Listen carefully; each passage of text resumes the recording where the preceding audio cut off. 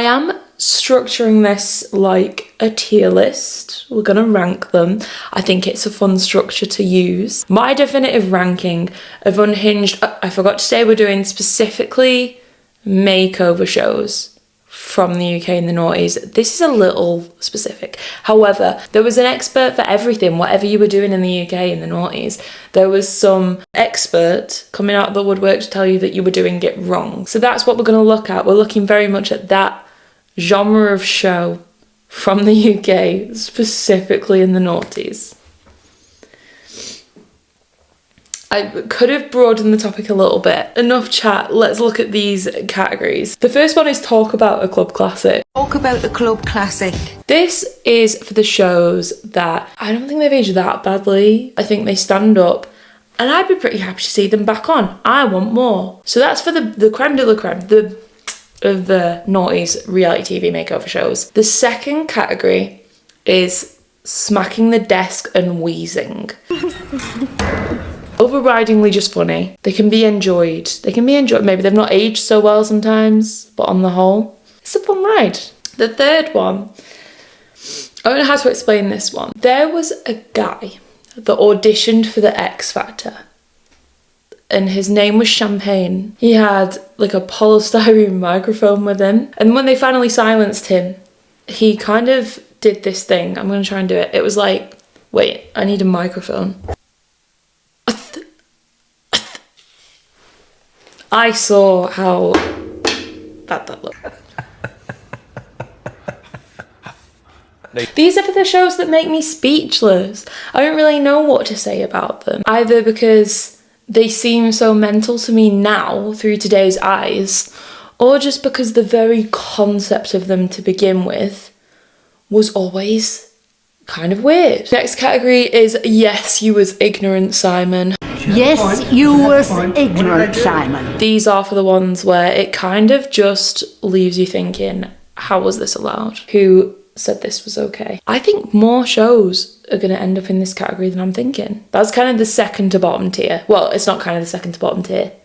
It's literally the second to the bottom. And then at the very bottom, for the worst shows, I've got we are extremely disappointed in yourself.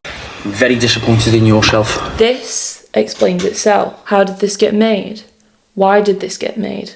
We are extremely disappointed in yourself. So let's go. That's the categories. Let's start ranking. I'm going to tell you a little bit about all of them before I rank them. Some of these, disclaimer, I've not seen for a number of years. Let's rank, baby. First off, we have 10 Years Younger. I really liked this show a lot when I was growing up, but now that I look back on it, it's a bit harsh. Not as harsh as some of the others on the list. For those who haven't seen it, the premise of 10 Years Younger is essentially that this woman, Nikki Hambleton-Jones, she would take a willing participant. Generally, they were quite average-looking women, and she would put them on. In my head, I remember there being a pedestal, and she would stop passers-by in the street, and she'd be like, "Hey, you, look at that woman. How old do you think she is? And be honest, because she can't hear you."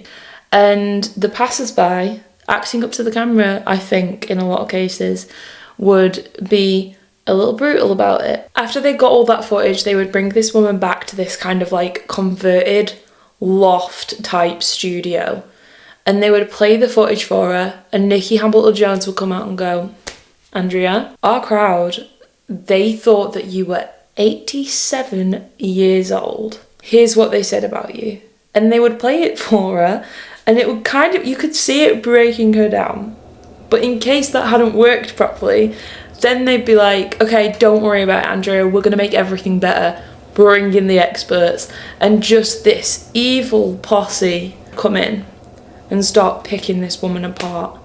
And they'd be like, "Now it's our turn to have our verdict on you as well. First of all, you need so much plastic surgery. Your face is like practically melting off your head because your skin's so saggy. And frankly, your bonnet's like shit as well. It's one of the worst I've ever seen." When they'd broken this woman into submission, they would subject her to like a really intense course of plastic surgery, Heidi Montag style, where she was just getting cut to pieces for several days in a row. And after all that was done, they would put the woman in front of the mirror and reveal what her new appearance was. And you couldn't always tell what they thought about it, but that's okay, because their opinion doesn't really matter. What matters is the opinion of the public. So then they would take the woman back out in front of people, and this time make people comment on their appearance to their faces. So they were usually much nicer the second time around. And this led to this really lovely ending where they could be like, Andrea, we polled the public again about the way that you look, and this time they thought that instead of looking 89, you look a day over 65, which takes 0 years off your actual age. This was what they would do. They would, like, the phrase 10 years younger came off how much younger they can get you to look than what the public did think you look like, not actually off how old you were. Takes no years off your actual age. It takes a good 13 off the age that the public thought you were before. And that was the happy ending of 10 years younger. I think they might have tried to revive this. I think it might still be on Channel 5. I don't really get involved with Channel 5. I think it's kind of a lawless place. I'm assuming it's kinda. I'm assuming there's maybe not so much plastic surgery. Enough about that though. Where are we ranking 10 years younger? I enjoyed watching this at the time. As an adult, I kind of find it a little mean-spirited. It was still fun though. I think just for the intensity of the emotional and physical toll on anyone that stepped through the cursed doors of the 10 years younger loft conversion studio. I think this has to be our first We Are Extremely Disappointed in Yourself. It's not like flop TV, but I guess it wasn't very nice. Next, we have How to Look Good Naked. This was a show starring Gok Wan, who was an icon in my house during this era. This one's kind of different to the rest of the ones that we're discussing because I actually think this one was a little kinder. Gok Wan's whole thing wasn't so much about changing the way a person looked through surgery, it was more like changing the way people perceive them through like growing their confidence. There was definitely like aspects of makeover. He would like make over their wardrobes, often using things that they already had. Like he would like upcycle clothes they already owned. Also, everyone would get a new haircut, often terrible, but hey, that was fashion. He'd also, one of the most questionable things was kind of like the whole show would lead up to some sort of like confidence challenge, which usually involved the woman getting her checks out in public. Interesting tactic. Hopefully it did wonders. But yeah, on the whole, I think How to Look Good Naked, I kind of want to see more of it. I think we're like entering an era where this sort of thing could be, dare I say, beneficial. Gok Wan, talk about a club classic.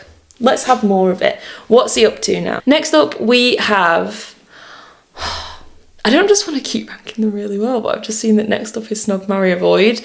Snog, Marry, Avoid, what a show. This kind of is like a later part of this era. So this was, I think it started in like 2009 and went into maybe like as late as 2015. Like I think this ran for quite a while because it was part of that golden era of BBC Three where it was like Snog, Marry, Avoid, Don't Tell the Bride, Sun, Sex and Suspicious Sun, Sex and Suspicious Parents.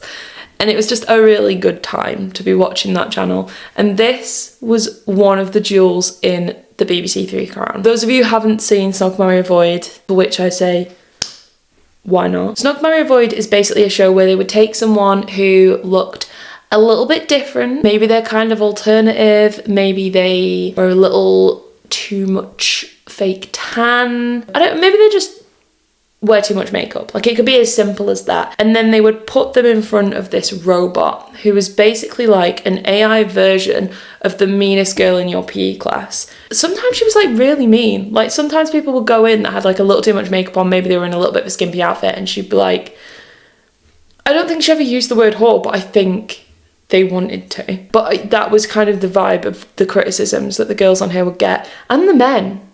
She got men as well, old Pod. Feminist queen.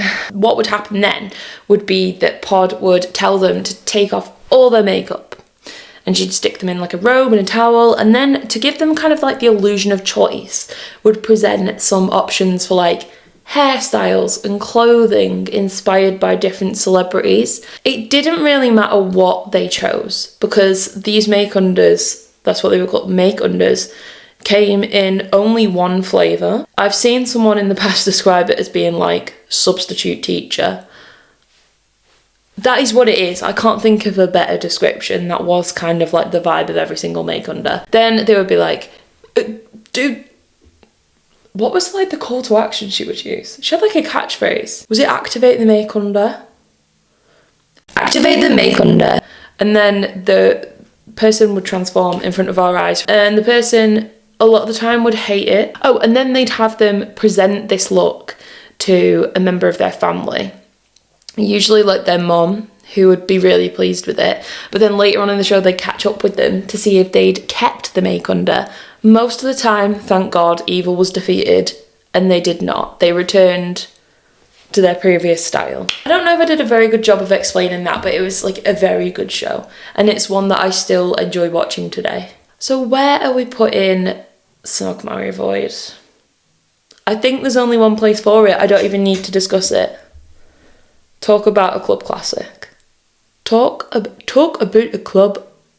Next up is What Not to Wear. I'm going to make this one quick because I didn't watch very much of this at the time. What Not to Wear was a show that starred Trini and Susanna, who were like fashion experts of the time. This one has aged horribly, not in like an ethical sense. Well, I do think they need to be put under arrest for the way that they dress some of the people on this show. It's just such a picture of what a kind of like stepped up, like elevated style in the noughties and late 90s was supposed to look like. When people say like, Y2K fashion, this is not what they mean. There's reasons why none of this has come back in. What Not to Wear, I don't have much to say about it. I think I just wanted to round out the number of shows I've put on here. But I think having watched some clips back, What Not to Wear has to go in Smacking the Desk and Wheezing. Hi girls, me again, looking like I've make-undered a little too hard. I'm editing and looking for this one clip from What Not to Wear,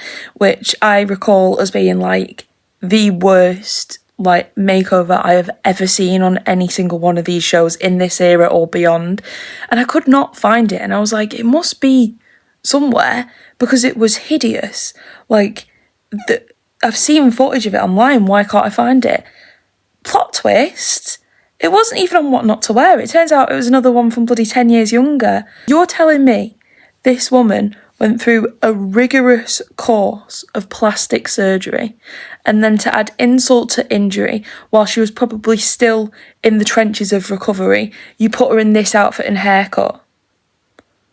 Nikki Hambleton-Jones, you will, or you should pay for your crimes. Anyway, if it seems like the things I'm saying about the clothes on What Not to Wear are kind of exaggerated in comparison to the clips I was just showing, just know that it's because this was what I had in my head while I was recording that section. I did not know that Trini and Susanna were not to blame for this monstrosity. Supersize versus Super Skinny. I have some things to say about this one. Supersize vs Super Skinny, if you haven't seen it, is a show where Dr. Christian Jessen takes someone who is overweight and someone who's very underweight and checks them in to the feeding clinic. Clinic, I think, implies there was some scientific backing here. I don't know that there was. He checks them into the feeding clinic and they swap diets for a week. How it would start is that he would get the supersized person and the super skinny person into a big room, stripped down to their undergarments, and make them watch whatever the other person eats in a week coming down a big plastic tube so that he could judge them for it. I don't think it takes a genius to see what the issue with this is. Just from recounting it, you can hear where the potential pitfalls are in saying, see this really underweight person, we're going to show you exactly what they eat in a week to maintain this physique. It wasn't long until people started watching this show, not just for entertainment, but for other purposes, maybe educational. They were aware of this, I think, because they did introduce this kind of half-hearted don't do this at home this is a bad way to be. I don't know how effective that was, personally. So yeah, super size versus super skinny. At the time, I think I enjoyed watching it, but looking back now, I think there's only one category for Christy and Jessen and this idea. So yes, you was ignorant, Simon. Yes, you was ignorant, Christian. Next up, we have How Clean Is Your House? This was essentially our version of like Hoarders, I think, is like the closest American show I can compare it to, except instead of being like a show where they'd get, I don't know, I've never seen Hoarders, so they'd like send them to therapy or something. I hope so. That seems like the fair thing to do. Instead, we had Kim and Aggie, who would kind of come into this house where someone who, a lot of the time, quite clearly had something going on, be like, oh, it's so dirty, you dirty devil, it's incredibly filthy in this house. In the before shots, they would show videos of this person's house and they would play really like threatening doom music. And then they'd like mix together a lot of household ingredients and clean their windows, and then they'd bring them back in at the end and be like, look how sparkling clean it is. And go, you make sure that you keep this house clean, darling. I don't know how much I have to say about this one. How clean is your house? Do you know what? I'm gonna say we are very disappointed in yourself, but not because I think there's anything too wrong with it. It is kind of a flop show. Like, it just is kind of a flop. It wasn't one of my favourite things to watch back then, so... Me again, with Jungle Skog. I have two things to add to this segment. First of all, I rediscovered when getting clips of How Clean Is Your House for this show, that this also, I don't know if it's in all episodes or just this one, but also had a public shaming participants in the street element to it. In this episode, they took them to a supermarket and stopped people and were like, tell them how long it's been since you've hoovered, so that they could just like shame them for it in the dairy aisle. And I don't know, it just goes to show that like public shaming is the backbone of like the noughties makeover TV show genre. Second thing, it's been like well over 4 weeks since I filmed this. A lot has changed since then. I've cut off my hair and also like I got engaged, so that's quite exciting. But anyway, I was watching this segment back while editing, thinking, can't remember where I ranked this one, but I'm excited to see because I remember I really enjoyed it as a kid. So I don't know where those comments I made just came from. To correct myself, I loved How Clean Is Your House. I revisited it several times as an adult and have enjoyed it. And I don't really know what came over me. I've had like 2 sips of the cruise combo and it sent me into space. Long and short of it though, I am rescinding the flop ranking and I am putting How Clean Is Your House retroactively straight into Talk About a Club Classic by way of apology. Hopefully no more lies. I don't know why I lied about that. Maybe it's just because I need to like keep myself on my toes. Dr. Gillian McKeith was the presenter of... I've had like 2 sips of a cruise combo and it sent me into space. What was the show called? You Are What You Eat is the name of the show that we're ranking. Netflix did a show with a similar name a couple of years ago. Do not get it mixed up, because that one did have doctors involved. This one did not. It turned out that, allegedly, I'm saying allegedly, I just haven't Googled it. I'm pretty sure it turned out that Dr. Gillian McKeith is not a doctor, or at least not for the things that she was like talking about on this programme. The point of it, as I remember, was that it would be someone who had kind of an unhealthy diet, and then Dr. Gillian McKeith would bring them in and she would put, a la Christy and Jessen, everything that they eat in a week on like a table, and it would look all like weird. Maybe it'd be like all mashed up. I'm probably just making this up as I go along. Though I think there was an element of everything they eat in a week being on a table somewhere. And then the person would be like, this has been a wake-up call. Maybe I need to do something to like change my diet. And she'd be like, you're right. But before you do, I need you to put in a Tupperware tub for me. This is probably what the show was most remembered for. There was a sequence during the show where Gillian McKeith would take a sample of someone's poo, like from their bum, not directly, obviously, it was in a tub. I think we would see it. I have a feeling that they would show it on camera, and I don't know that that was necessary, but she would kind of just like poke and prod at it and test it, and then she'd be like, oh, I feel like she used to be like, this stinks. I don't really remember anything about it other than that. Unsurprisingly. You are what you eat.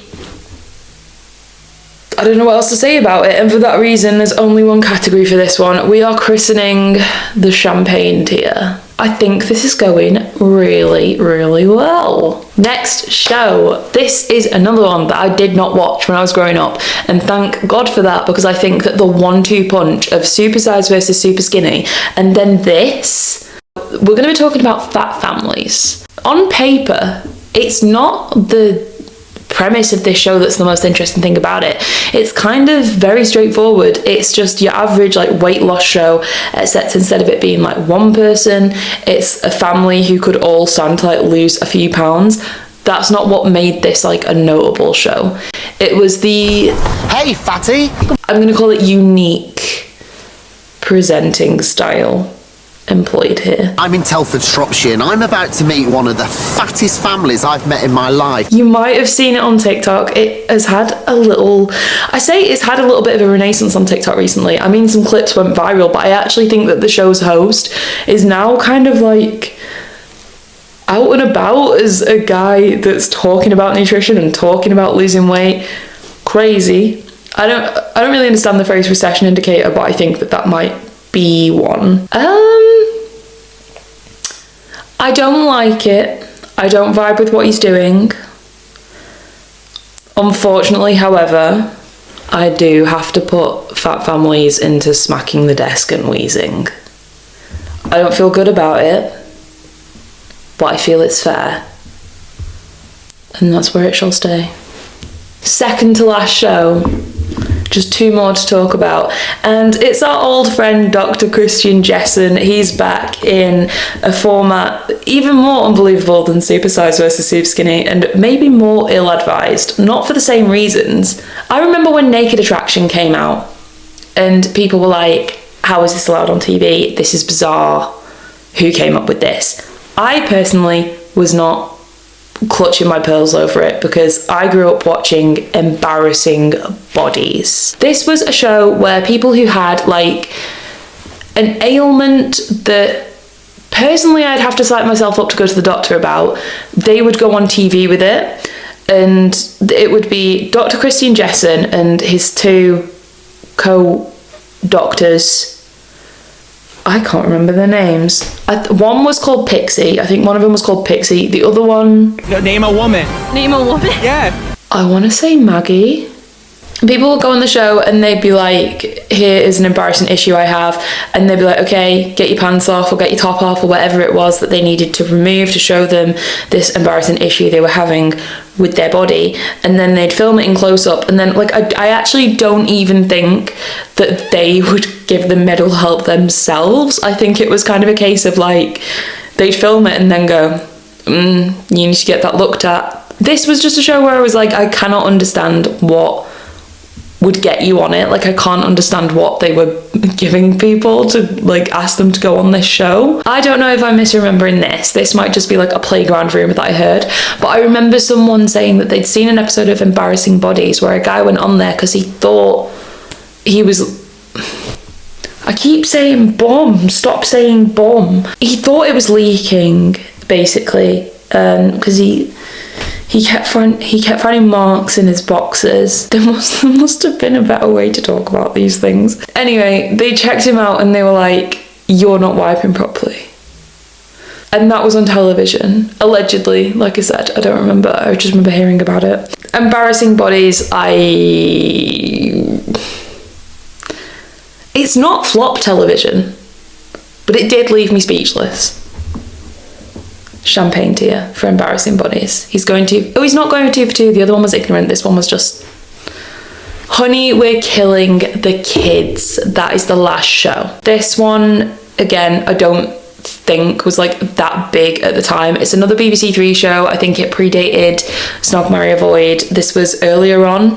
It's really hard to find footage of this. Like every episode on YouTube, for whatever reason, is like a Polish dub. However, I did watch one episode earlier this year and holy moly, what? The point of this show was that 2 parents would come in and they'd be like, I think our family could do with being a little healthier. Our children play a lot of video games, or are fussy eaters, or aren't too social, or don't do too much exercise. And then the scientists would be like, oh, we hear you. Let us show you what's going to happen if things carry on the way they are. And then they would show them this crazy artist's impression of what their kids would look like as adults. Hard quotes on the will look like as adults if they carry on down that same path. And it would kind of just like, it was like the worst thing you can imagine for a person. Like, I don't know if they just assumed that at some point every single one of these kids would end up on crack, but they would like take a kid where they're like, oh, he plays too many video games, and then they would make him like the biggest like basement dwelling loser stereotype you've ever seen. Or they would take a girl who's like a fussy eater and they would make her gaunt, like, and full of spots. Like, it was just bizarre. And then they'd say, right, okay, here are some habits we think that you need to introduce to ensure that your kids have like a healthier life. And then they would like send them off to try and make things better, build some new habits. And a lot of the time the kids just weren't having it. They'd just be like, no, I'm not doing that. I'm not going to join a drama club. I'm not going to eat a salad. But then they'd go back afterwards to the same place to watch more of this like early generative AI nonsense of what their kids would now look like after employing the new habits. And a lot of the time I say a lot of the time, I did only watch one episode, but I think that this was probably a tactic they used again and again. It would be like polar opposite. It was like night and day. Suddenly, the kids would be like so professional looking, usually because it would show them from the shoulders up. They'd be wearing like a blazer. It was kind of like all you can be in life as a child. You have a choice. You can either grow up to be a CEO or a drug addict. And it really depends on how many video games you play at the age of 11. It was just kind of a crazy show. That's my review of Honey, We're Killing the Kids. Where to put it? I don't know. I don't want to say it was ignorant. And I'm not disappointed in it. It was just weird. I think purely because of the extreme difference between the two like age progressions, where it's kind of like you're on the video game to scruff pipeline, or you can eat a salad and grow up to be a CEO. I think it has to go in smacking the desk and wheezing. I think that is where it has to go. And that's it. That's the final ranking. That was the last show I wanted to talk about. Let's have a look at where everything landed. In the bottom tier, we are very disappointed in yourself. Nikki Hamilton-Jones and the crew of 10 Years Younger, and How Clean Is Your House, which love Kim Woodburn, unfortunately I think flop TV.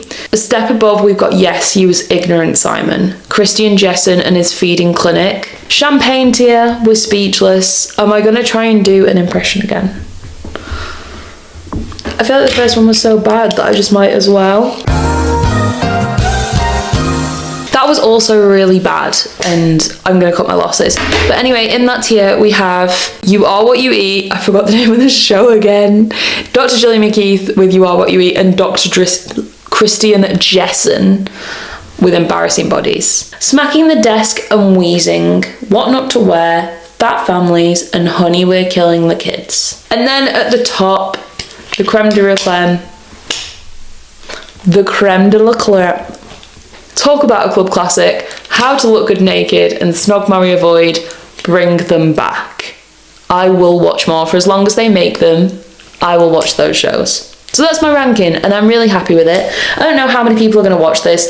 This is my second time recording this. It's actually my third. It's my second